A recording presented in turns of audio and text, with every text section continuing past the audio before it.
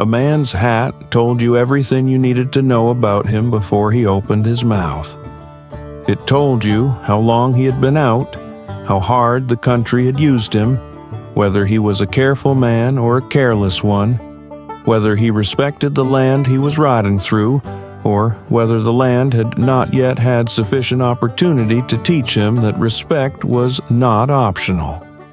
On the frontier, you learned to read what a man wore the way you learned to read weather or track or water, because all of it, if you paid attention, told you something true.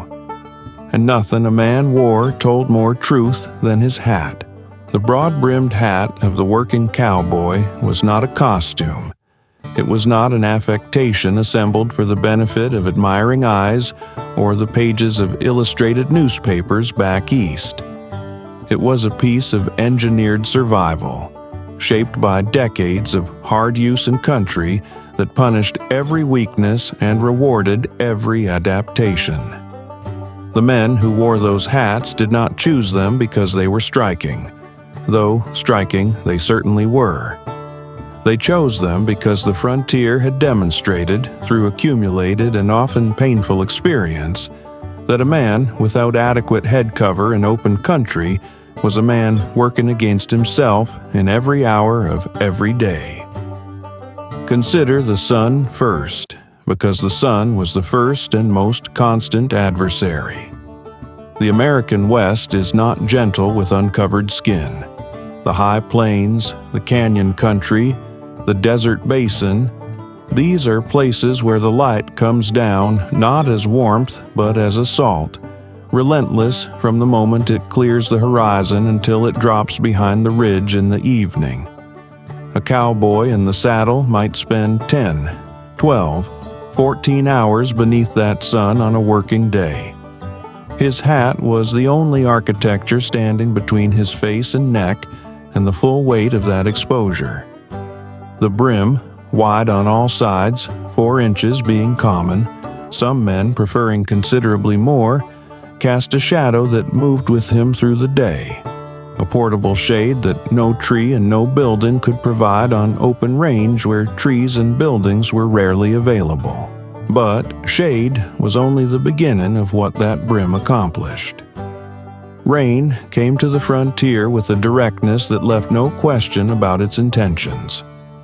When a storm broke over open country, and storms on the high plains broke with a violence that the word storm does not adequately convey, a cowboy had nowhere to go and no option but to ride through it.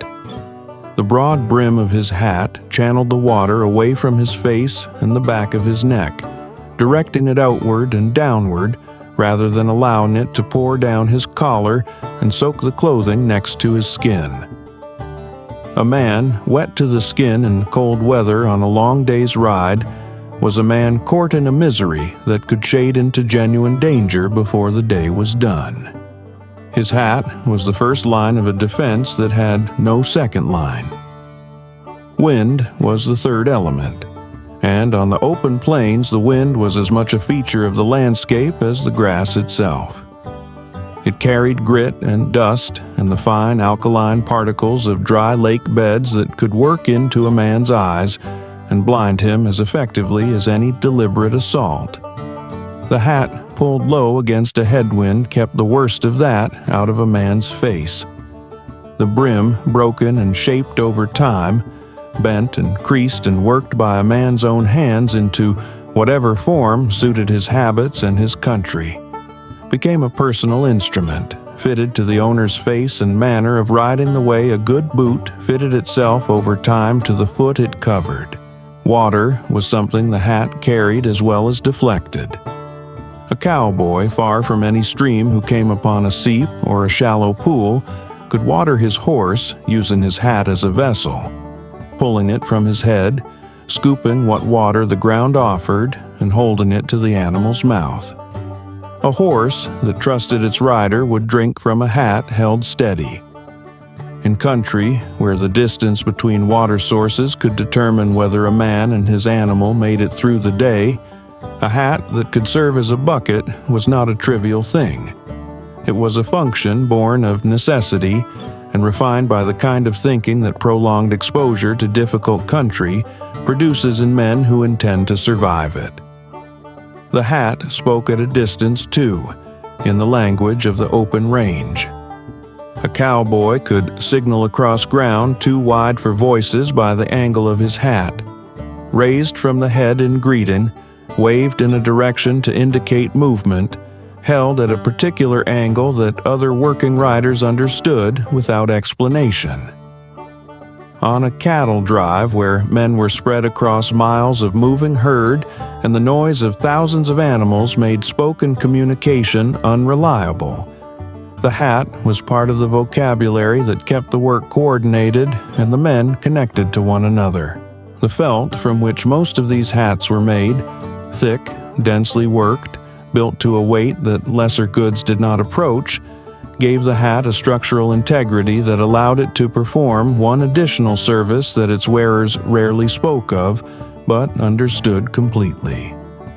In the kind of country where a man might come off his horse in rough terrain, where brush was dense and branches came at face level without warning, where the ground was rarely soft and a fall was always a serious proposition, a hat of real substance offered the head beneath it a measure of protection that bare skin could not provide on its own. It was not armor, but it was something, and on the frontier, something was never nothing. John Batterson Stetson understood all of this.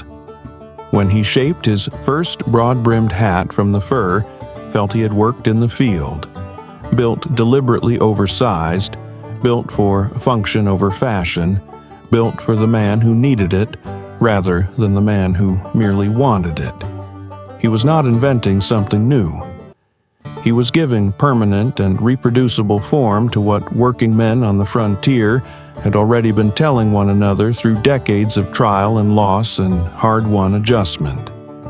The hat that carried his name and eventually came to carry the name of the era itself was simply the distillation of what the country had already taught. The frontier did not care what a man looked like.